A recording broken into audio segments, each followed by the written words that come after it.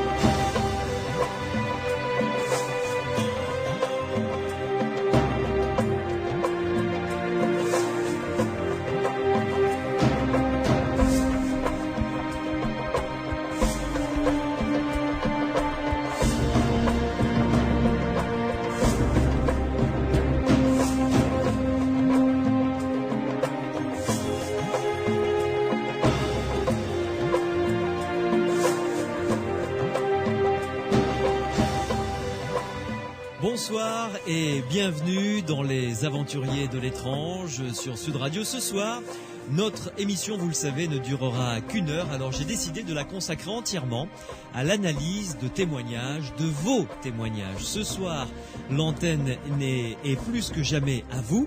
Vous pouvez nous appeler au 0826 300 300 pour nous raconter une expérience que vous auriez vécue si vous pensez que cette expérience a un rapport avec le paranormal. 0826 300 300, Morad est au standard pour recueillir vos témoignages et ensuite vous passerez à l'antenne. Et 2 témoins vont nous rejoindre pour commencer. Alors, nous commencerons avec plusieurs photos étranges prises par Daniel qui nous racontera ça dans quelques instants. Ensuite, nous écouterons Ginou qui a vécu une expérience de hors du corps. Évidemment, pour analyser vos témoignages, je ne suis pas seul, je suis en compagnie de Bernard Auriol qui est venu nous rejoindre ce soir. Bernard Auriol, bonsoir. Bonsoir. Bernard Auriol qui est médecin psychiatre, membre du comité directeur de l'Institut Métapsychique International. Renaud Évrard qui est également en notre compagnie, qui est déjà intervenu dans cette émission, qui lui est étudiant en Master Pro Psychiatrie Clinique, qui fait partie de l'IMI, mais du GEIMI, des jeunes étudiants donc de l'IMI. Renaud Évrard, bonsoir. Bonsoir, c'est Ravi. psychologie clinique. Ah, psychologie clinique, ah ouais, d'accord. La psychiatrie, c'est de la médecine. Oui, d'accord. Donc je rectifie immédiatement psychologie clinique, voilà. Merci beaucoup. Ravi de vous recevoir à nouveau dans les aventuriers de l'étrange.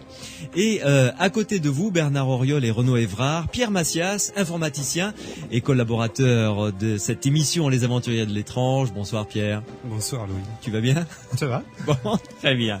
Alors ensemble donc, nous allons découvrir, écouter et tenter d'apporter quelques réponses ou débuts de réponses à ceux et celles qui vont nous appeler pour témoigner, car ils ont vécu quelque chose qui leur semble particulier, qui leur semble du paranormal. 0826 300 300, Morad est au standard, nous vous attendons. Nous commençons avec un premier témoignage, celui de Daniel. Bonsoir. Bonsoir, Louis. Merci de nous accorder quelques minutes de votre temps. Vous nous avez appelé, vous m'avez écrit même, hein, je crois. Oui, pour vous envoyer des photos. Voilà, exactement. Donc ensuite, nous avons échangé au téléphone, on s'est appelé pour discuter de ces photos pour le moins étranges que vous m'avez envoyées. Et vous avez eu la gentillesse d'accepter de venir nous rendre visite ici dans les Aventuriers de l'étrange ce soir sur Sud Radio. Alors, on va commencer parce qu'il y a deux photos qui sont intrigantes. Une série de photos d'abord sur une église. Voilà. Et ensuite, une photo que vous n'avez pas prise d'ailleurs, qui est vraiment tout à fait particulière. C'est sur ma pellicule, oui. Oui, voilà, tout à fait. Alors, Bernard Auriol, Pierre Massias, Renaud Évrard et moi-même, nous vous écoutons. On va commencer par cette petite église d'abord. Alors, qui se situe où? Alors, c'est une petite église qui se situe en Chalosse, à Vic-de-Ribat. Oui. Dans quel département? C'est dans les Landes. D'accord, oui. Voilà. Okay. C'est une toute petite église qui doit dater du XIIe ou du XIIIe siècle. Mm-hmm. Voilà. Et alors, cette église, nous avons remarqué avec une amie que quand on prenait des photos, il nous semblait qu'il y avait des statues devant cette église. Voilà. Alors que, quand on regarde à l'œil nu, on voit la pierre. Les statues n'y sont pas. Voilà. C'est ça, justement. Elles n'y sont pas vraiment, non, bien sûr. Ah non, pas du tout même. Enfin, je veux dire, bon, parce qu'en plus, vous vous êtes vraiment penché sur ce phénomène tout à fait particulier. Vous avez fait quelques recherches pour essayer de comprendre. Voilà, j'ai fait des enquêtes. Je suis allée à Mont-de-Marsan aux archives, voir s'il y avait eu à l'époque des statues, enfin essayer de comprendre pourquoi, parce que c'est vrai que ces statues ont quand même une apparence particulière, on dirait une sainte et un saint. Ouais, voilà. Ce qui serait pas tout à fait anormal dans une église, voilà. Donc, enfin, sur la façade d'une église. Oui. Voilà. Mais bon, ça aurait pu être deux hommes, ou ça aurait pu être deux femmes. Tout à fait, tout à fait. Alors, ce qui est impressionnant aussi, c'est qu'il y en a une, quand on la regarde un peu de profil, elle apparaît en 3D, c'est-à-dire en 3 dimensions, c'est-à-dire qu'il y a un genou qui semble s'avancer. Et voilà, donc bon, après ça peut être un effet d'optique, c'est vrai, ou ça peut être un artefact, mais voilà, mais c'est toujours là. N'importe qui peut prendre ses photos, n'importe qui peut aller voir, et voilà, c'est assez. Enfin, moi, ça me fait poser des questions. Alors, vous ne vous êtes pas arrêté là parce que vous avez vraiment mené une enquête assez poussée. Si, c'est vrai. Alors, vous avez même montré ces photos à d'autres amis pour avoir une analyse avec un autre regard. Alors, quel a été le résultat à chaque fois? Alors, moi, j'ai montré ces photos à un monsieur un moine d'ailleurs, qui avait fait de l'architecture. Oui. Donc, d'après lui, les arcs qui sont à la porte d'entrée les niches ne sont pas assez épaisses pour avoir contenu assez profonde pour avoir contenu des statues. Des statues. Ni même des bas-reliefs d'ailleurs. Ni même des bas-reliefs. Ouais. Il me dit que ça peut être parce qu'en fait cette église avait avant une tour carrée mais fermée. Oui. Donc il me disait que peut-être il y avait pu y avoir des peintures à fresques, voilà, qui auraient été détruites après. Mais bon, sur les pierres, là on ne voit pas de peinture. Non, du tout. Non. Alors pour que les gens comprennent bien, sur la façade de cette église, il y a juste avant d'entrer dans l'église, il y a un porche. Voilà, il y a un porche, comme c'est souvent. Et alors, sur la façade même de l'église, de part et d'autre de la porte d'entrée, il y a deux niches. Il y a deux niches. Il y a deux, comment dirais-je, moulures, voilà, qui font comme ça, entourer un personnage qui n'existe pas. Le mur est plat derrière, vraiment plat. Et quand on prend la photo, une fois la photo développée, on se dit mais on a l'impression qu'il y a une statue à cet endroit-là. Voilà. Et en prenant la photo sous différents angles, ce que vous avez fait, on a l'impression qu'il y a même une de ces statues qui sort du mur quasiment. Voilà, qui a le genou en avant et voilà, qui a une poitrine. Enfin bon, c'est assez curieux quoi. Alors voilà. Donc, est-ce que vous en avez parlé aux gens du village qui connaissent cette église depuis longtemps? Je suis allée trouver Monsieur le maire et bon ben lui, il était un peu, il a regardé bien sûr. Apparemment les gens du village ne s'en étaient pas rendus compte. Et puis il y avait un architecte qui était là ce jour-là avec Monsieur le maire et qui m'a dit mais oui c'est vrai, c'est bizarre. Enfin bon, il avait l'air lui quand même intrigué. Bon, je ne connais pas le nom de ce monsieur, mais il avait l'air intrigué, oui. Oui. Alors, pour pouvoir en parler, nous avons montré ces photos à Bernard Auriol, qui est en ma compagnie, à Pierre Massias, qui les a vues également et analysées. Renaud Évrard, est-ce que vous les avez reçues, ces photos? Oui, je les ai sous les yeux. Bon, donc vous avez... Alors, on va commencer, Daniel, si vous le voulez bien, par faire le tour. Le titre de ces messieurs. Vous inquiétez pas. Ce sont des gens très gentils, adorables et très polis. Donc ça ira. Je vais finir peut-être dans un asile, mais bon. Non. J'y emmènerai toutes mes copines. Hein. Voilà. En revanche, on parlera tout à l'heure de l'autre photo, qui elle est vraiment, enfin, à mon sens, j'ai un petit faible pour ce deuxième pan de votre témoignage que je trouve très étonnant. Alors, commençons par Renaud Évrard. Voilà. Vous avez ces photos sous les yeux, Renaud. Votre avis, comme ça, à brûle pour point. J'ai du mal à voir des personnages. D'accord. Voilà. Ouais. C'est vrai que quand on se dit qu'on doit rechercher là-dessus, c'est vrai que la forme des voûtes fait penser justement à une statue humaine. Il pourrait très très bien avoir une statue à cet endroit-là, quoi. Tout à fait. Mais il n'y a pas vraiment de statue. Bon, non, il n'y a pas de statue, ça c'est vrai. Non, mais mais vous ne voyez pas, voilà. Voilà, Renaud, vous ne voyez pas. Je fais des efforts. D'accord, oui, mais voilà, sans résultat. Bernard Auriol. Écoutez, personnellement, je vais dire que j'en vois une à droite et pas à gauche. Ouais. Celle de droite, en plus, qui est la plus proéminente, celle qui a le genou qui avance, enfin, celle qui est vraiment qui a l'air d'être le plus en relief, quoi. Oui, voilà. c'est celle qu'on voit le mieux. Mais alors, évidemment, si certains la voient et certains ne la voient pas, ça fait penser à des choses comme le test de Rorschach, dans lequel... De quoi s'agit-il? C'est quoi ça? C'est un test dans lequel on vous présente des taches d'encre qui ont été faites Daniel de manière complètement aléatoire et arbitraire. Et on y voit, si on le présente à quelqu'un pour faire le test, par exemple à moi, à vous ou à n'importe qui, on va, si on accepte de jouer le jeu, y trouver effectivement toutes sortes de représentations qui, bien... du point de vue de la psychologie, correspondent à des projections de choses que nous portons en nous. Voilà. Alors, donc, Bernard, vous en voyez une sur deux. Oui. Renaud, rien.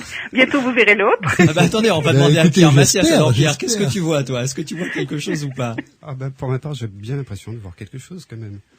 Une forme d'ambre sur la pierre. Ouais. Je cherchais la poitrine tout à l'heure. J'aurais interprété ça personnellement plutôt comme des bras croisés. D'accord. Mais en me disant quand même que la forme de la pierre qui est derrière peut amener facilement cette idée-là. Les taches qu'il y a derrière, tu veux dire, peut donner cette espèce de... La forme même, il me semble, des pierres. Il y a plusieurs types de pierres, elles ont l'air assez massives. Oui. Et j'ai l'impression qu'il y en a qui sont plus petites, qui s'intercalent, qui sont plus petites. D'accord. Avec une différence de ton, d'éclairage, de ton, ça pourrait donner des bras croisés. Bon, mais toi tu vois deux statues. Oui.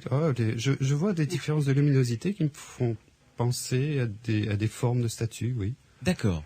Donc Renaud, rien, Bernard, une, Pierre, deux. Voilà. Ma chère Daniel en progresse. Si je vais me permettre. Non, mais peu importe. Moi, voilà. Bon, je sais que beaucoup de personnes les voient et je sais pas. Bon, je me demandais peut-être s'il y avait une mémoire des pierres ou quelque chose comme ça, parce que c'était une église qui a brûlé et qui a été reconstruite totalement avec des vieilles pierres. Voilà. Donc peut-être, voilà. Et puis bon, peut-être comme vous dites, c'est peut-être dans ma tête, ça c'est vrai. Oui, ou dans la tête de plusieurs personnes. Voilà, de plusieurs personnes les voient. La preuve autour de cette table, Renaud, lui, ne les voit pas. Pierre en voit deux. Moi, j'avoue qu'il y en a une sur les deux, comme Bernard, celle qui est la plus proéminente, me semble. Mais c'est très flou, quoi. Hein, c'est vraiment pas net, quoi. Mais si vous voulez, comme nous avons remarqué ça avec mon ami, ce phénomène, on ne voyait toutes les deux qu'une statue. Ah, d'accord. C'est après qu'on a vu se dessiner l'autre. Bon, mais voilà. Donc, parce que c'est vrai que quand elle m'a pris en photo devant, je lui ai dit, mais enfin, je n'avais pas vu qu'il y avait une statue. Et elle m'a dit, mais il n'y a pas de statue. Donc, nous sommes retournés voir, et en effet, voilà, c'est-à-dire quand on est devant l'église, il n'y a rien, quoi. Les pierres sont... Oui, à l'œil nu, on ne voit rien. Voilà, on ne voit rien. Il n'y a que quand on prend une photo que là, on se dit, il y a peut-être quelque chose, finalement. Alors, est-ce qu'on peut dire, à votre avis, où se situe cette petite église? Est-ce que je peux dire où elle se situe? Oui. Bien sûr, dans les Landes, près de Ponton, Saint-Jean-de-Lier, par là. Voilà, Vic d'Oribat. D'accord. Très bien. Comme ça, si ceux et celles qui nous écoutent ont envie de faire une expérience tout à fait amusante, ils peuvent y aller, faire une photo et se rendre compte par eux-mêmes, voir s'ils voient quelque chose ou pas. Bernard Auriol. Eh bien, souvent, on considère que si une personne voit une chose que les autres ne voient pas, cette personne est soit elle est hallucinée, soit elle est voyante, c'est-à-dire qu'elle aurait un don particulier qui lui permettrait de voir des choses qui ne sont pas vues par les autres. Mais dans ce cas particulier, c'est redoublé par la photo. C'est-à-dire que dans le fond, c'est comme si cet appareil photo était une forme de voyant ou de médium ou d'instrument de voyance, alors que, évidemment, on ne peut pas imaginer que cet appareil photo soit un sujet qui ait des dons particuliers. Non, c'est un appareil photo. Excusez-moi, j'ai fait des photos avec un appareil normal à pellicule. Ouais. Et les dernières, je crois que je vous ai envoyées, étaient faites certaines avec un appareil numérique. D'accord. Très bien. Voilà. Ouais. Donc bon, visiblement, ce que je veux dire, c'est que dans le fond, un appareil photo, c'est pas forcément plus perfectionné qu'un œil, ni moins, c'est simplement différent. Ouais. Voilà. Et ensuite, l'œil regarde le résultat. Ouais. Alors, il y a à la fois le fait que nous pouvons projeter comme sur des taches d'encre nos propres images c'est ça, tout à fait. Ouais. Interpréter des tâches qui existent, mais enfin les interpréter en tant que personnage, parce que justement, il s'agit d'une église, de quelque chose qui a l'apparence d'une niche, etc. Ouais. Donc, on peut fort bien projeter sur ces tâches, sur ces formes, sur ces pierres qui ont un aspect particulier, on peut très bien projeter des contenus qui sont personnels et qui peuvent être personnels à plusieurs personnes parce que justement ça suggère bien des statues, etc. dans une église. Renaud Évrard, une opinion là-dessus? Eh ben, en fait, c'est vrai que je rejoins pas mal Bernard Auriol. J'ai eu souvent l'occasion de voir des photos où les gens me disaient voir des choses que ensuite, une fois qu'ils me l'avaient dit, je pouvais les voir également. Ouais. Et ça, on a des cas très connus comme le visage sur Mars. Oui, il y a des milliers et des milliers de personnes qui ont vu un visage sur Mars sous un angle de photo. Et c'est vrai qu'il y avait un visage dessiné, mais dans un autre angle de photo, c'était un relief de montagne. Tout à fait. Mais c'est vrai qu'il y a un angle de vue avec une luminosité particulière et tout ce qui est architecture derrière, en fait, qui dessine bien ça, qui le suggère. Mais et qui le suggère encore plus, oui, c'est vrai. Oui. Ouais. Pierre Macias. Oui, Bernard. Ça rejoint bien entendu ce que chacun de nous a expérimenté lorsqu'il regarde les nuages. Lorsque nous avons, peut-être on le fait moins aujourd'hui parce que nous vivons souvent en ville et puis nous n'avons pas le loisir de regarder les nuages, mais lorsque j'étais enfant et qu'on n'avait pas grand chose à faire puisque la télévision n'existait pas, mon Dieu, eh bien, nous regardions les nuages.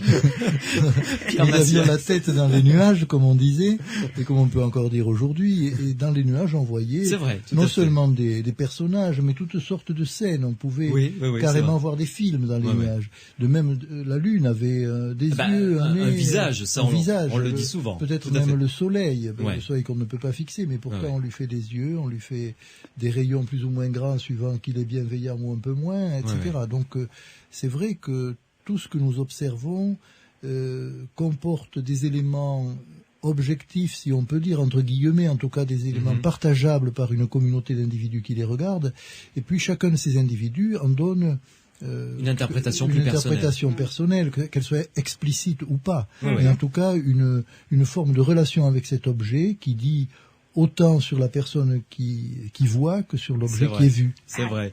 Pierre Macias. Oui, je rejoins Bernard et Renaud. En fait, sur une image, sur quelque chose qu'on a du mal à interpréter, à comprendre, il y a d'une part la projection directe, on va y voir vraiment ce qu'on veut, et d'autre part, dans la forme, on va essayer d'y donner une explication. Oui. Donc on va reconstruire une image, et une image qui va dépendre de chacun, du vécu de chacun. Oui, tout à fait. À ce propos-là, j'aime beaucoup le travail de Jiménez, qui avait fait une thèse autour des anomalies de la perception. Une thèse assez décriée, dont on parle de temps en temps en ufologie, mais bon, qu'on peut appliquer dans ce genre de situation. Tous les témoignages sont du coup que des témoignages. Voilà, tout à fait. Et puis on a un objet devant nous qui correspond à quelque chose qu'on ne connaît pas, et on va y apporter une réponse avec le bagage qu'on a, quoi, avec la banque de données voilà, qu'on a. On va reconstruire en fait la réalité. Ouais. Mais attention, on est en train de partir sur ce genre d'explications. Il y a quand même des photos qui restent assez étonnantes. Oui. Alors, on va avoir du mal à rentrer dans cette explication. Justement, ma chère Danielle, nous allons faire une pause et là on va parler. Moi, cette photo m'intrigue beaucoup. Je vous l'avoue vraiment.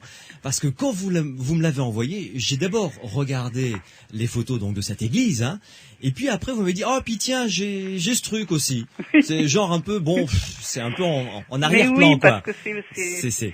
Et alors là, j'ai dit mais qu'est-ce qu'il y a sur cette photo? Alors vous restez avec nous, une pause et on se retrouve avec Bernard Auriol, Pierre Massias, Renaud Évrard et évidemment notre témoin Daniel. Et là, j'allais dire, vous allez voir, parce que nous sommes à la radio, mais vous allez découvrir, franchement, une photo qui, moi, m'a vraiment surpris. 0826 300 300, vous nous appelez au standard, Morad est dans notre compagnie, il attend vos témoignages au standard, 0826 300 300. Si vous pensez avoir vécu quelque chose de l'ordre du paranormal, votre témoignage nous intéresse, et avec les spécialistes qui sont mes invités ce soir, on peut peut-être vous apporter un début de réponse. Nous revenons tout de suite à Danielle qui est en notre compagnie pour les photos qu'elle nous a envoyées. Alors, Danielle, on va parler un petit peu de vous. Oui. Avant de parler de la photo, d'abord vous faites de la peinture. Voilà. Voilà, vous êtes artiste, vous peignez. Mm-hmm. Alors, racontez-nous l'histoire de cette photo. Dans quelles circonstances vous vous êtes retrouvé entre les mains avec une photo bizarre? On la décrira dans quelques minutes. Alors. En général, quand je peins, quand j'ai fini un tableau, je le prends en photo. Voilà. Oui. Bon, et comme j'ai un appareil photo qui date de 1972, enfin je l'ai acheté en 72, donc c'est un appareil photo qui est quand même assez âgé et qui n'a pas de flash.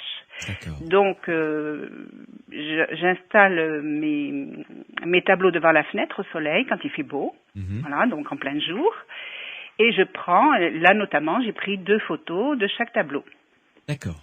Pour être sûr qu'il n'y ait pas un flou. Voilà, tout à fait. Vous habitez à quel étage? C'est important. Alors là, j'habitais, parce que D'accord. c'était au moment de la photo, j'habitais au 2e étage, et ma fenêtre, c'est une petite fenêtre, c'était pas une porte-fenêtre, je dis bien parce que ça aurait pu être mon ombre, encore que c'est pas du tout à ça que je ressemble, mais et en face, j'ai un parc, des arbres. Des arbres devant, voilà. Bien, parfait, voilà. Le décor est donc planté.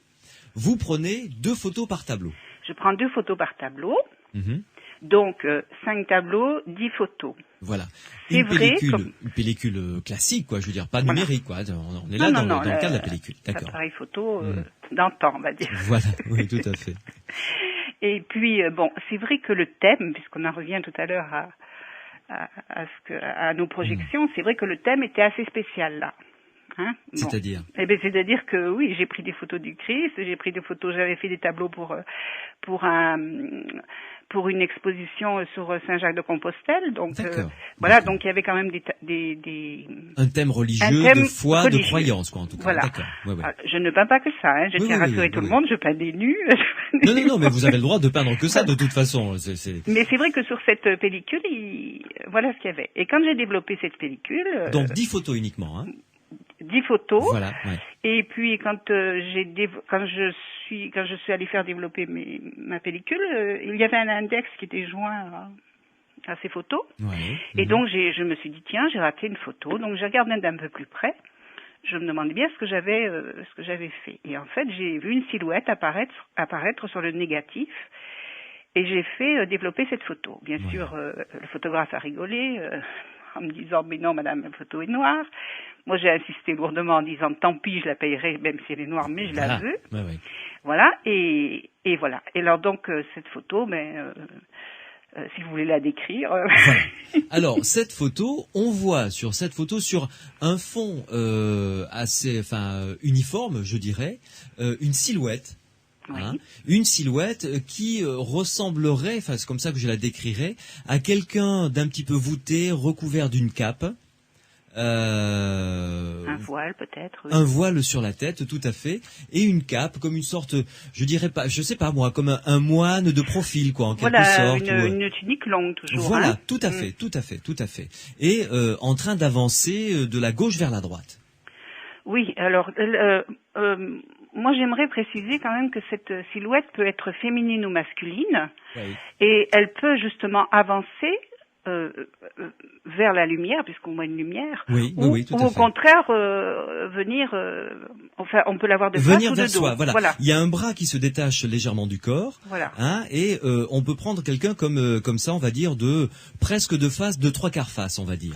Voilà, c'est un peu comme on représente certaines... On distingue bien le pli de la robe avec le genou, enfin fait par le genou, oui. Les deux mains, un bras collé le long du corps avec la main qui se détache, et puis cette main un petit peu comme ça décollée du corps, et vraiment comme un voile. Écoutez, ça me fait penser, j'aurais vu très bien une photo de la Vierge en train de marcher en quelque sorte. Oui, ça aurait pu être la Vierge, ça aurait pu être un homme. Pour que les gens se fassent une idée. Tout à fait. Voilà. Mais là encore, c'est mon interprétation. Mais voilà, en revanche... Voilà, c'est ce que je dis, c'est que suivant les confessions, on peut y voir chacun... Mais en revanche, ce qui n'est pas de l'interprétation, c'est qu'on voit une silhouette habillée sur la photo. Voilà. Là, après, il n'y a pas d'interprétation. On peut y mettre ce qu'on veut. Voilà, chacun y met ce qu'il veut. Mais cette silhouette, sur la photo, y est de manière très claire. Et vous n'avez aucun tableau. Non, aucun tableau. C'est-à-dire que quand j'ai vu cette photo, je suis allée à l'endroit où j'ai pris les photos, j'ai regardé partout, qu'est-ce qui pouvait ressembler, est-ce que j'avais une statue, est-ce que j'avais... Alors, bien sûr, j'avais une statue, j'ai un, comment on pourrait appeler ça, un buste de la Vierge, mais bon, il n'y a que le buste. Oui, mais c'est un buste. Voilà, et puis la Vierge en général est représentée avec une cape enfin le bras n'est pas séparé du corps, enfin oui, c'est un voile quoi. Oui, tout à fait. Et donc ça j'ai regardé ma silhouette dans la fenêtre, j'ai regardé ce que j'avais pu si j'avais pu prendre quelque chose par la fenêtre, mais il n'y avait rien qui correspondait à... Oui, là on voit bien une silhouette en train de marcher sur une petite colline, par exemple, et qui est assez bien cadrée, on la voit en pied, quoi, vraiment. Voilà, et les photos, si vous voulez, les 10 photos, je les ai prises l'une derrière l'autre, quoi, le temps de changer les tableaux, ça n'a pas été fait un autre jour. Ça a été fait peut-être en 10 minutes, quoi. Oui, tout à fait. Alors, je vais me tourner vers mes invités. Renaud Évrard, vous avez cette photo sous les yeux, vous? Oui, effectivement. Alors, après avoir entendu donc le témoignage de Daniel, qu'en pensez-vous? Le témoignage est très intéressant parce qu'une photo qui surgit comme ça alors qu'on n'a rien fait pour la prendre, c'est quand même... Et puis avec tout le contexte qu'il y a, c'est vrai que c'est très intéressant. Alors j'ai la photo et apparemment, enfin dans ce qu'on m'a envoyé, il y a eu des traitements de la photographie parce que au premier abord il y avait pas grand-chose qui apparaissait sur la photo. Non. Enfin le grain est assez flou. Voilà. Il a fallu forcer sur le contraste, mais uniquement sur le contraste pour que la silhouette se détache bien du fond. Mais je veux dire, la silhouette est très nette, quoi. C'est pas une vue de l'esprit. On voit bien quelqu'un en train de marcher sur une colline, quoi. Voilà, Renaud. et il semble y avoir une lumière derrière cette silhouette quand même, puisque la couleur est différente. Comme éclairée par derrière. Voilà. Là, on est d'accord, Renaud Évrard. Ça n'est pas de l'imagination. Non, bien sûr. De toute façon, ça n'en était pas non plus tout à l'heure. Enfin, il y avait une part d'imagination et une part de la photo est vraie. Oui. Bon. Alors après, quelle interprétation on peut en donner je sais pas. C'est vrai que dans le contexte, on ne sait pas qu'est-ce qui peut avoir été pris en photo. Il s'agit vraiment d'une anomalie de photo. Mais il en existe beaucoup dans ce genre, en fait. Et il existe même en France un comité d'études de la photographie transcendantale qui reçoit des centaines de photos comme ça tous les mois. Ah bon? Oui, en fait, c'est très particulier. C'est développé depuis très longtemps, en fait. Depuis l'invention de la photographie, on fait des photographies qui nous paraissent très bizarres. Et parfois de façon très spontanée. Et il y a vraiment des spécialistes de la question. En Allemagne, c'est Andreas Fischer que je connais bien, qui s'occupe de ça et qui a sa maison complète de photos que les gens lui ont envoyées et qui sont toutes inexplicables. Enfin, en tout cas, pas reproductibles volontairement avec un appareil photo. D'accord. Et celle-ci en fait partie réellement, parce que cette silhouette, ce personnage éclairé par derrière, c'est quand même franchement surprenant. Je me tourne vers vous, Bernard Auriol. Qu'en pensez-vous? Mais franchement, j'en pense pas grand-chose parce que il me semble que pour se prononcer sur ce genre de phénomène, il faudrait connaître bien les problèmes de la photographie, comme peut-être Renaud les connaît. Moi, je ne les connais pas. Je dois avouer que je suis un piètre photographe moi-même, que je n'ai pas l'habitude de manipuler ni de développer. Est-ce que on a entendu parler de cas de personnes qui peuvent, de manière mentale, impressionner, de manière consciente ou inconsciente, bien sûr, impressionner une pellicule photographique et d'y laisser une trace. Bien sûr, on a parlé de gens comme Ted Serios, des gens comme ça. Mais personnellement, je n'ai pas d'opinion vraiment là-dessus, parce qu'évidemment, ce sont des cas tout à fait discutés. Les uns sont enthousiastes, d'autres pensent qu'il s'agit d'artefacts, de phénomènes. Sachant que Daniel, sans vouloir remettre en cause la véracité de votre témoignage, bien entendu, avec l'état actuel de l'informatique, on peut faire ce qu'on veut sur une photo. Ça, vous le comprenez bien. Je veux dire, c'est le genre d'argument qu'on va vous servir assez souvent, quoi. Hein. Oui, bon, c'est vrai. Voilà. C'est vrai, mais bon, moi, je sais ce que j'ai fait. Donc. Oui, tout à fait. Oui, non, mais ça complètement. Personnellement, je ne mets pas en doute du tout le côté spontané, naturel, sans tricherie de cette photo. Simplement, c'est sur l'interprétation que je suis sans réponse, si vous voulez. Hein. Pierre Macias. Oui, en repartant de cette idée qu'on peut faire un petit peu ce qu'on veut maintenant avec l'informatique, avec les photos. Et en particulier les photos numériques. Là, en l'occurrence, c'est une photo sur pellicule, donc voilà, argentique. Tout à fait. Ici, c'est sur pellicule. Développée par Kodak. Par Kodak. Vous avez gagné une pellicule gratuite, Daniel. Non, mais même les personnes qui étaient là, les vendeurs, ne comprenaient pas, et ma fille qui a travaillé dans la photo ne comprend pas non plus. Voilà. Oui, c'est difficilement explicable parce que c'est un vieil appareil qui n'est pas un automatique, qui n'a pas de moteur. Donc... Voilà, il faut tout régler pour avoir une image nette.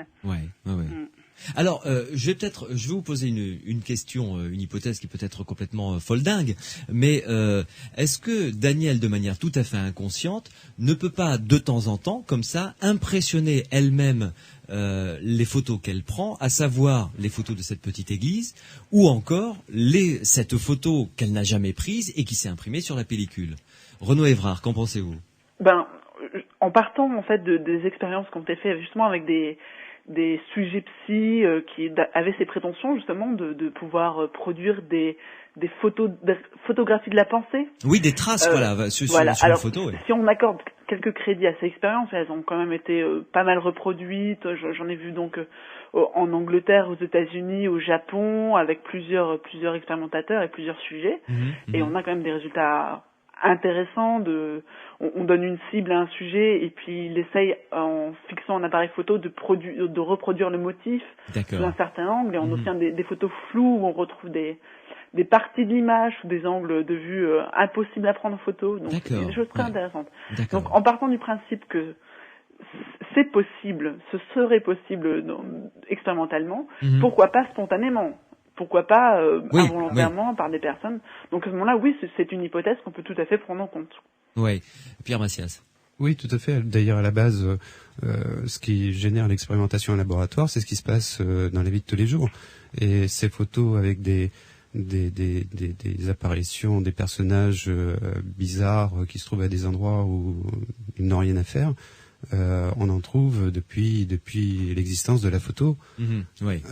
C'est ça qui génère l'intérêt, qui génère la reproduction en labo. Mais Renaud a parlé de Andrea Fischer. Je me demande un petit peu le genre de photos qu'il a pu recevoir en Allemagne. J'imagine que c'est très très varié. Il a dû recevoir beaucoup de photos d'orbes, en particulier parce qu'on en parle beaucoup. D'orbes, c'est-à-dire de petites taches lumineuses sur les photos. Ah, oui. D'accord, qui sont créées de manière ou qui viennent comme ça, toutes seules. Disons pour l'instant qui apparaissent sur la photo comme ça, qui n'ont rien à y faire. Quand la personne prend la photo, elle y voit ces taches lumineuses et pour elle y applique l'explication qu'elle veut. Je me demande si en Allemagne, Fischer a beaucoup de photos comme ça et d'autres comme celle de Daniel, ou voir des photos encore plus particulières, plus plus évidentes que celle de Daniel. Personnellement, je me souviens d'avoir vu une qui m'a laissé pantois. C'était quoi? C'était un buste, le visage, un buste dans une vitre de bus, et ça avait été pris par des étudiants qui revenaient d'un voyage scolaire en Angleterre. Et on avait eu la pellicule, on voyait bien la succession des photos, l'endroit vraiment sur la pellicule où se trouvait la photo, et le trucage, si trucage il y avait, était loin d'être apparent. Et À ce jour, personne ne m'a donné une explication. Un buste de femme apparu comme en reflet sur la vitre du buste. Je vais dire un buste, parce que selon les personnes, on va dire femme, c'est un petit peu ambigu encore. Alors, je veux pas... D'accord. Mais un buste vraiment très clair. Dont on ne savait pas d'où il venait. Voilà. Et j'ai donné 2 fois cette photo à étudier, à analyser à un astronome du côté de Toulon. Malheureusement, j'ai jamais eu de réponse. Bon. Daniel, est-ce qu'il vous est arrivé d'autres aventures avec les photos ou c'est vraiment les 2 seuls cas Non, j'ai d'autres choses, mais ça, ce sont des perceptions que j'ai moi par rapport à certaines photos. Notamment un jour, j'ai pris une photo et je l'ai montrée à une amie en lui disant « Tiens, il y a un pendu là » et elle m'a dit « Oui, je sais » et moi, je savais pas. Donc voilà.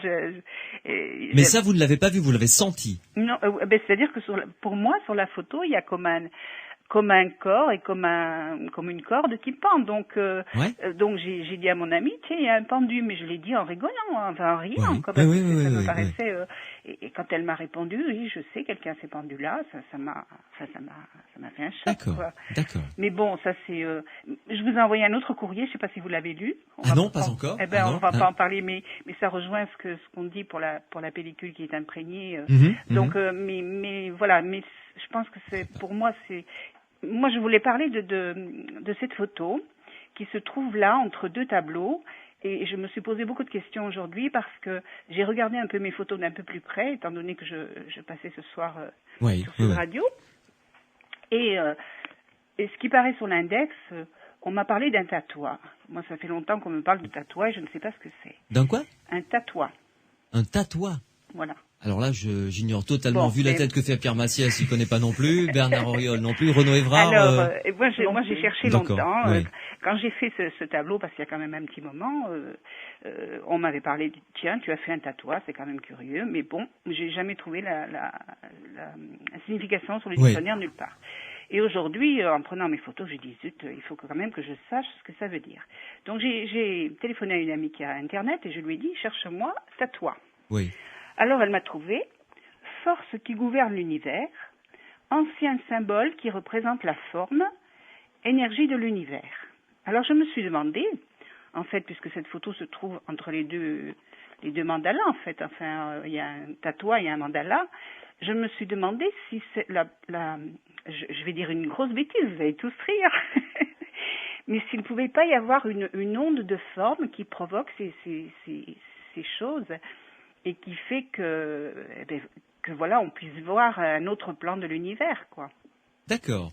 Là, c'est une hypothèse vachement audacieuse, si je peux me permettre. Non, pas scientifique, audacieuse. Parce qu'on ne peut pas nous prouver avec. Ah oui, donc c'est pas pour les scientifique. ondes de forme, il faut quand même étudier. Enfin, je pense. Si on peut pas le. Oui, mais ça, d'ailleurs, ça pourrait être l'objet d'une émission intéressante. Les ondes de forme, on pourrait éventuellement en parler. Vous venez de me donner une bonne idée, Daniel. Mais là, je suis plus que réservé sur ce genre d'hypothèse, Bernard Auriol. Moi aussi, d'autant que les ondes de forme, vous prévoyez de faire une émission dessus, vous avez raison, mais a priori, les ondes de forme sont quand même quelque chose d'assez difficile à admettre comme ça sans examen. D'autant que dans votre interprétation, Daniel, vous semblez dire que ces ondes de forme seraient de nature lumineuse, ou en tout cas qu'elles pourraient interagir avec les produits chimiques de... Je pense que le dessin que j'ai fait... pourrait agir, parce qu'après, j'ai beaucoup cogité, il faut dire. C'est-à-dire que la toile que vous avez peinte, que vous avez photographiée, a en elle-même la puissance de provoquer sur l'appareil photo l'image que vous avez retrouvée, c'est ça? C'est-à-dire qu'il y a beaucoup de photos qui sont prises dans les églises et il y a cette image qui est reproduite dans les églises. Enfin, normalement, elle est. Moi, j'ai fait ça au cours d'un travail, mais j'ai fait ça un peu, comment dire. En état je me suis laissée aller, on va dire, voilà. Et donc j'ai créé cette forme qui après, quand on mesure, comporte quand même le nombre d'or et sans faire exprès. Donc je me suis demandé si cette forme qu'on appelle ce tatouage, parce que moi je ne connaissais pas ce mot, c'est pas moi qui l'ai dit, enfin, ne pouvait pas provoquer et après je me suis dit, ce que j'ai dessiné, on le voit aussi dans les églises, ne serait-ce que la forme de la croix du Christ. Donc je me dis, comme on voit souvent des photos de ce style dans les églises, est-ce que ces ondes de forme ne peuvent pas provoquer ou ou nous donner la possibilité de capter quelque chose d'invisible. Non, mais ça c'est comme vous dites, c'est tout à fait. Là, Daniel, comme disent les jeunes, là je suis creux. Là, je vous avoue que j'ai pas de réponse à vous apporter. Non, mais c'est une question que je pose. Oui, tout à fait. C'est sûr qu'il y a des personnes étudiant les ondes de forme, puisque le son aussi agit sur la matière. Mais en tout cas, je garde l'idée, en tout cas, d'une émission sur les ondes de forme. On va se pencher dessus pour vous proposer quelque chose de tout à fait intéressant. Merci Daniel, en tout cas. Merci à vous. Ça a été un plaisir de discuter avec vous. Merci, je vous souhaite une bonne nuit maintenant. Merci. Et restez avec nous parce qu'il y a Ginou qui va venir nous rejoindre. D'accord. Si vous voulez l'écouter. Je vais brancher ma radio. Merci beaucoup Daniel. Bonne soirée. Bonne soirée. Au revoir. Dans quelques instants, Ginou va venir nous rejoindre.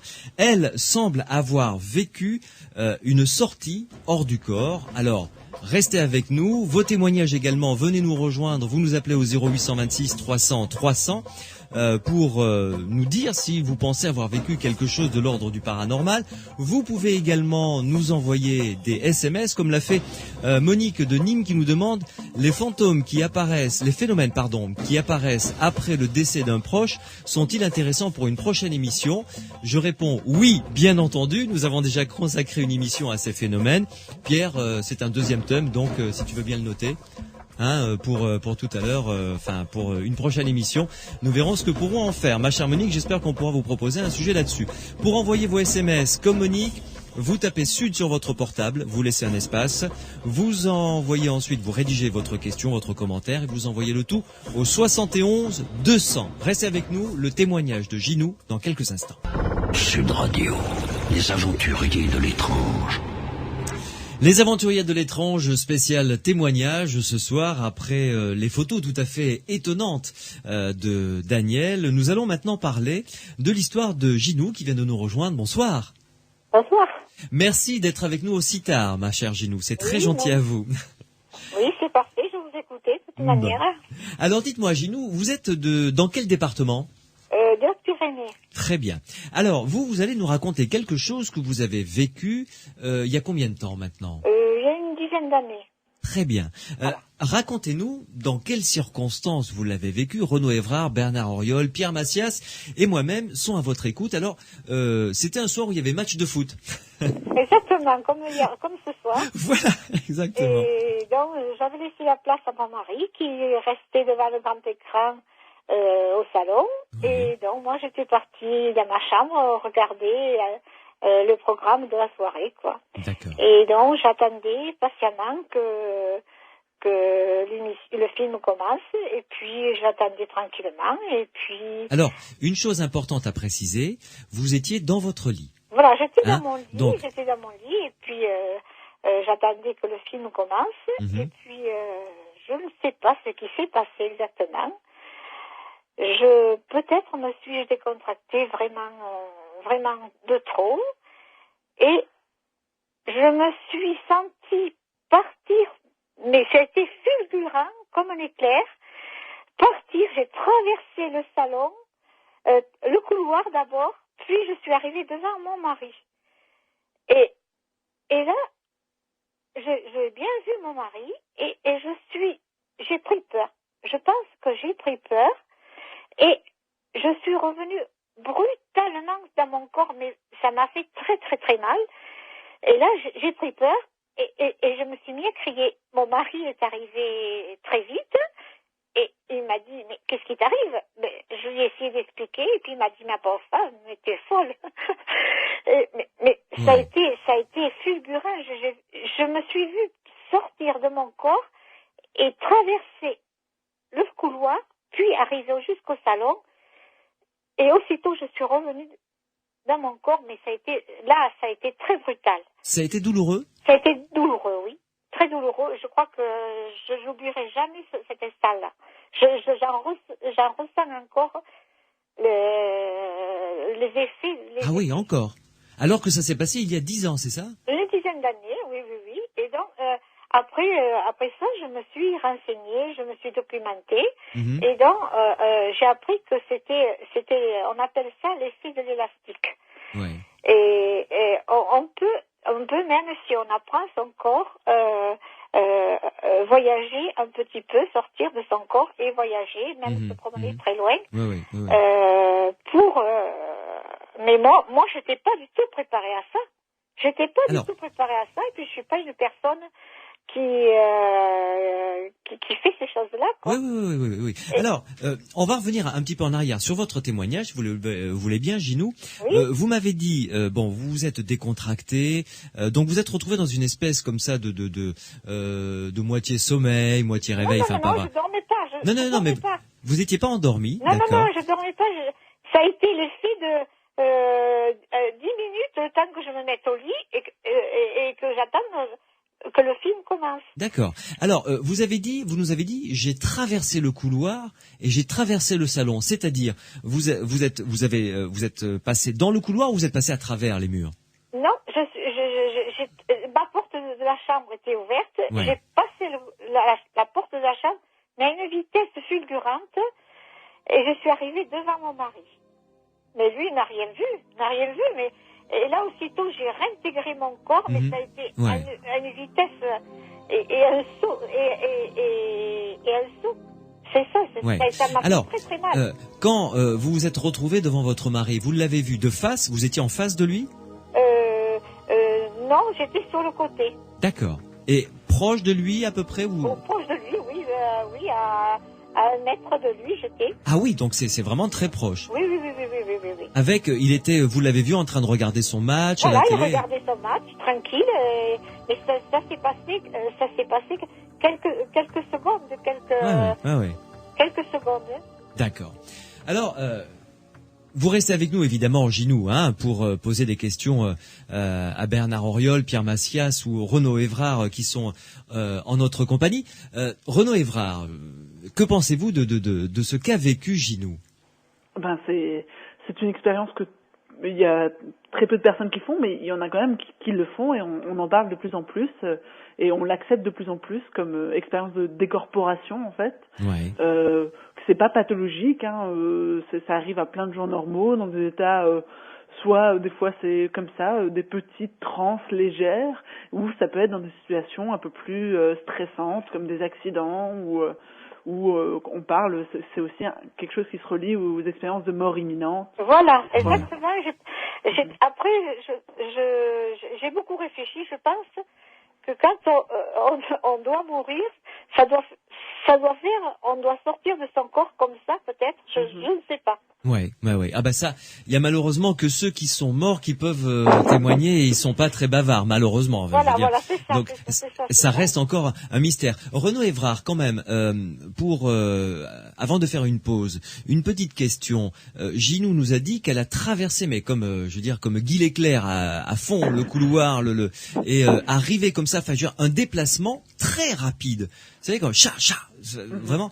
Et ça fait partie des possibilités ou des phénomènes dont on a entendu parler déjà dans les hors du corps? Oui, parce qu'en fait, ce qui se passe, c'est que la plupart du temps, en fait, il y a une indétermination entre ce qui pourrait être de l'espace physique, l'espace réel, de se balader dans le couloir, et l'espace psychique, les représentations mentales, qui est finalement, ici, on peut pas savoir si elle s'est baladée dans sa pensée ou si elle s'est vraiment baladée dans sa maison, sachant que sa maison existe aussi, elle a une représentation parfaite de sa maison. Même de manière inconsciente, je veux dire, oui, tout à fait. Voilà, en rêve, elle pourrait très bien se déplacer dans sa maison. Exact. Bon, après, aller se mettre devant son mari pour l'empêcher de regarder le foot. Non, juste à côté. Non, elle était juste à côté. Elle ne voulait pas empêcher son mari de regarder le foot, notez bien. Mais bon, Renaud Évrard, Bernard Auriol, Pierre Massias, vous restez avec nous. On va retrouver Ginou pour continuer à discuter avec elle de ce qu'elle a vécu, qui est quand même assez étonnant. Vous pouvez nous appeler au 0826 300 300, 0826 300 300, si vous estimez avoir vous aussi vécu quelque chose qui est de l'ordre du paranormal. Morad attend vos témoignages et ensuite vous passerez à l'antenne. Sud Radio, les aventuriers de l'étrange. Nous sommes en compagnie de Bernard Auriol, de Pierre Massias et de Renaud Évrard qui sont à mes côtés pour essayer d'apporter des débuts de réponse, des analyses à vos témoignages, aux phénomènes que vous avez vécus, qui sont peut-être de l'ordre du paranormal. Ginou est en notre compagnie. Donc, Ginou, on a parlé de cette espèce de... c'est allé très vite, hein, votre déplacement. Quand vous avez senti que vous sortiez de votre corps, c'est allé vraiment très très vite. Je veux dire, très vite. Comme un éclair. Oui. Moi, j'appelle ça, je dis ça comme un éclair. Oui, mais oui, c'est vraiment ça, quoi. Ça a été très fort et j'ai bien essayé d'autres fois. Oui. Après ça, quand je me suis bien documentée, d'essayer de me remettre dans cet esprit-là, j'y suis jamais arrivée. Ça n'a jamais refonctionné. Je pense que j'ai trouvé, ce jour-là, j'ai trouvé une fenêtre et puis je m'y suis engagée. C'est parti comme ça. Oui. Et alors, en revanche, vous nous avez dit que vous aviez eu mal quand vous êtes revenu dans votre corps. Voilà, c'est là. C'est une douleur vraiment, enfin comme avoir mal, quoi, vraiment. Oui, voilà, comme si je revenais comme un grand un saut. Si je peux expliquer, ça m'a secoué et c'est là que j'ai crié. D'accord. Bernard Auriol, qu'en pensez-vous? Écoutez, je pense que les circonstances que vous décrivez, Ginou, font penser évidemment à ce qu'on appelle les états hypnagogiques, c'est-à-dire ces états que parfois on peut appeler aussi hypnopompiques s'il s'agit ça fait deux alors. Là il s'agit du matin. Les états hypnagogiques sont du soir et les états hypnopompiques sont du matin, c'est-à-dire ce sont des états qui se situent très souvent au moment de l'endormissement, c'est-à-dire où nous sommes bien éveillés, mais pourtant où nous sommes prêts à quitter l'état de veille pour rejoindre l'état de sommeil. Et en fait, ils rejoignent tout à fait ce qui est décrit dans les états de relaxation ou de sophronisation ou les états de transe, y compris l'hypnose. Ce sont des états particuliers qui marient, si vous voulez, le fait d'être bien éveillé, comme l'a souligné Ginou, et aussi le fait d'être parfaitement au repos. Relaxé, quoi, vraiment. Complètement relaxé. Exactement, j'étais au repos, les yeux grands ouverts. Et il n'y avait même pas 10 minutes que j'étais au lit. Et puis moi, je suis une personne je ne m'endors pas comme ça. Hein. Oui, mais là, ce soir-là, vous étiez particulièrement détendu à ce moment-là. Voilà. Tout à fait. Bernard Auriol. Et c'est un état qui est strictement symétrique de l'état du rêve. Dans l'état du rêve, nous sommes tout à fait endormis, profondément endormis, alors que dans cet état qui est décrit par Ginou, elle était parfaitement éveillée. Mais par ailleurs, dans l'état de rêve, nous sommes parfaitement endormis, mais en même temps, nous sommes très actifs. Exactement. Et dans l'état que vous décrivez, Ginou, vous étiez parfaitement reposé, mais tout à fait lucide, tout à fait éveillé, alors que dans l'état de rêve, on est très endormi, si bien que si vous secouez quelqu'un qui est en train de rêver, c'est plus difficile de le réveiller que s'il dort profondément. Alors, donc c'est un état qu'on peut appeler d'éveil paradoxal, qui est paradoxal. Et il correspond également à ce que j'appelais état hypnagogique, cet état dans lequel nous préparons à nous endormir sans forcément y parvenir d'ailleurs, et qui s'accompagne assez fréquemment, c'est tout à fait largement décrit dans la littérature de la psychologie, ces états des états modifiés de conscience, comme on dit. C'est un état modifié de conscience, c'est un état d'éveil paradoxal, c'est un état hypnagogique, c'est-à-dire qui devrait nous conduire au sommeil, et dans lequel peuvent surgir soit des mouvements brutaux, par exemple des secousses des bras, des jambes, de la tête, etc. Soit aussi des images ou des sons. Et bien sûr, ces mouvements brutaux, ça peut être ce sentiment d'élastique lorsqu'elle rejoint son corps. Voilà, moi j'ai appelé ça exactement. Et d'ailleurs, c'est ce qu'on m'a certifié, que c'était ce que j'avais eu, l'effet de l'élastique. Voilà. Et par ailleurs, évidemment, comme le disait tout à l'heure Renaud, nous avons une représentation de notre environnement qui peut être extrêmement précise. Et vous savez sans doute que lorsque je vous regarde bouger, j'ai en moi un petit bonhomme qui est exactement comme vous et qui bouge. C'est-à-dire que inconsciemment vous enregistrez tout. Voilà, j'ai des neurones miroirs. Je n'enregistre pas, mais en tout cas, je le reflète. Et donc, les mouvements dans la maison sont également inscrits en nous. Évidemment. Et on peut très bien imaginer que cette représentation de soi que nous avons, cette représentation de l'environnement, tout ceci conduisent à se sentir, se déplacer, surtout à la faveur de cet état hypnagogique dont je parlais tout à l'heure. Ouais. Voilà. Pierre Massias. Oui, dans ces états hypnagogiques, j'ai aussi pensé à des choses comme la paralysie nocturne. On peut dire modifié de conscience parce qui doit rentrer là-dedans. État modifié de conscience, oui. Là, on est dans le cadre d'une explication physique, médicale, mais il ne reste pas moins quand même que le phénomène d'OBE est un phénomène qui est étudié par des parapsychologues. Le phénomène de sortir hors du corps, vous voulez dire. Le phénomème de sortir hors du corps. On peut s'habituer au terme OBE parce que c'est celui qui est couramment utilisé. Oui, Out of Body Experiments, voilà. C'est l'abréviation de l'expérience, enfin en anglais quoi. Ouais. Tout à fait. Ouais. Parce on dit aussi que certains malades qui reviennent du coma, quand ils reviennent dans leur corps aussi, ça leur fait un choc comme ça, et puis ça leur fait mal.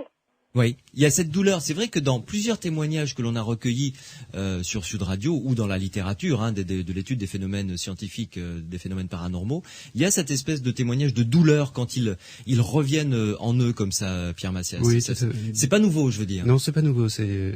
Ça se rencontre couramment. Les gens peuvent écrire aussi qu'ils sont revenus de telle ou telle manière, qu'ils sont re-rentrés dans leur corps de telle ou telle manière. Comme s'ils re-rentraient dans un gant ou par exemple ou quelque chose comme ça. Mais il y avait aussi ce sentiment de douleur quand ça revenait comme ça. Tout à fait, parce qu'on se retrouve dans un environnement restreint, étroit, alors qu'on avait un sentiment de liberté. J'ai appris aussi que on peut apprendre son corps à essayer de voyager comme ça, mais il faut être vraiment sûr de soi et avoir une certaine pratique. Oui. Et bon, moi j'ai bien essayé, mais pour essayer de renouveler ça. Mais bon. Ça n'a pas marché. Ça n'a jamais marché. Pierre Massias, que pensez-vous justement de ces méthodes pour apprendre à sortir de son corps ou Sur les méthodes, je serais assez prudent généralement quand je vois apprenez à faire ceci ou cela en 5 leçons. Ça sent l'escroquerie déjà. Bon, ça sent. Il vaut se méfier. Par contre, il y a des personnes qui racontent vivre ce genre d'expérience et les générer fréquemment. Alors, comme disait Renaud aussi tout à l'heure, on ne sait pas trop si c'est vraiment la personne qui s'est déplacée, disons d'une manière ou d'une autre dans son environnement, ou si c'est une reconstruction de la réalité. Oui. Si elle s'est fait un film de manière inconsciente ou si elle l'a vraiment vécu. Voilà. Parce que les deux sont possibles. Le phénomène est extraordinaire à étudier de toute manière. Je pense à des expériences avec Ingo Swann ou avec d'autres expériences dans des labos américains où on utilisait aussi des animaux pour essayer de repérer une sortie hors du corps. Il est extrêmement intéressant que les personnes qui vivent ce genre d'expérience couramment aujourd'hui se présentent à des personnes susceptibles d'étudier le phénomène de manière scientifique. Ouais.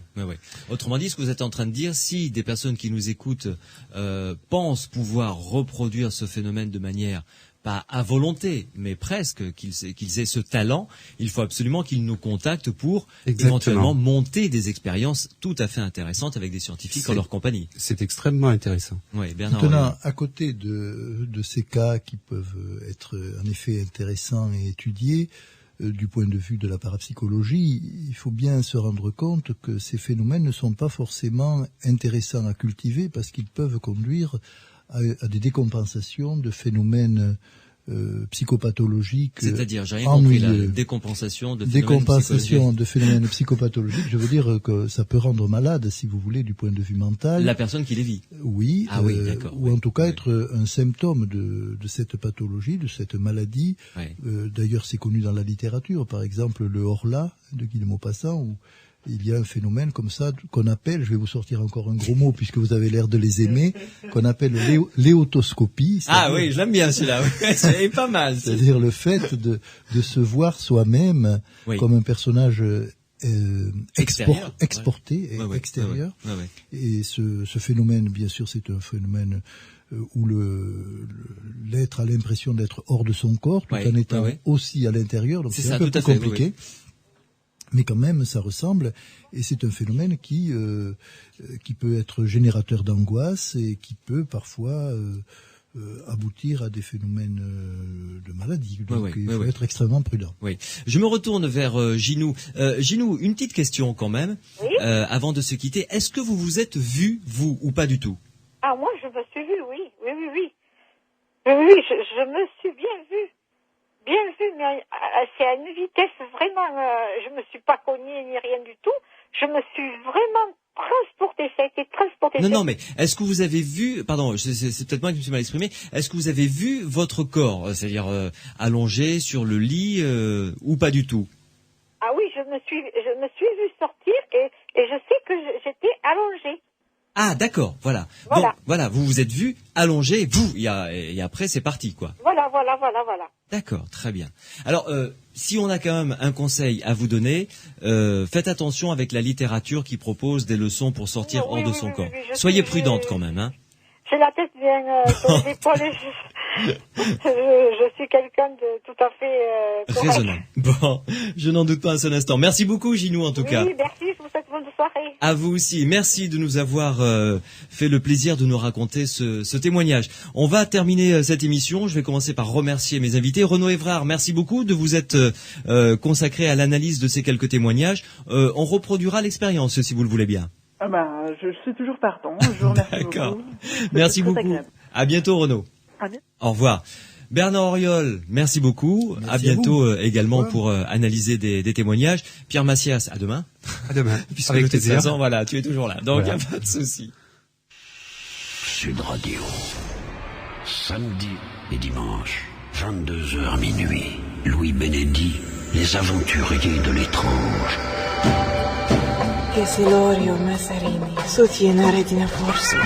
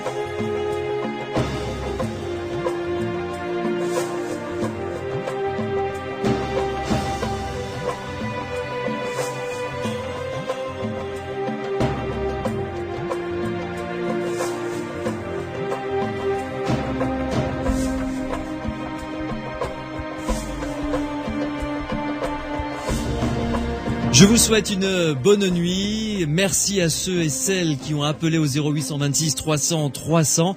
Ne vous inquiétez pas, Morad a noté vos coordonnées, a noté le résumé de votre témoignage. Nous vous rappellerons pour passer dans cette émission Les Aventuriers de l'étrange. Nous consacrerons d'autres émissions uniquement à l'analyse de témoignages. Vous pouvez continuer à nous appeler et nous laisser vos coordonnées sur la boîte vocale des Aventuriers de l'étrange. C'est au 0826 300 300. Demain, nous ouvrirons un dossier passionnant d'un homme, d'un prêtre extraordinaire qui avait le don de la clairvoyance, de la bilocation, c'est-à-dire d'être en deux endroits en même temps et qui a vécu les stigmates du Christ jusqu'à l'heure de sa mort. Il s'agit d'un prêtre qui a été canonisé, il s'agit de Padre Pio. Et ensuite, l'analyse de témoignages, notamment de Gilbert qui lui a vécu un phénomène d'anti-voyance. Je ne vous en dis pas plus, rendez-vous demain à 22h.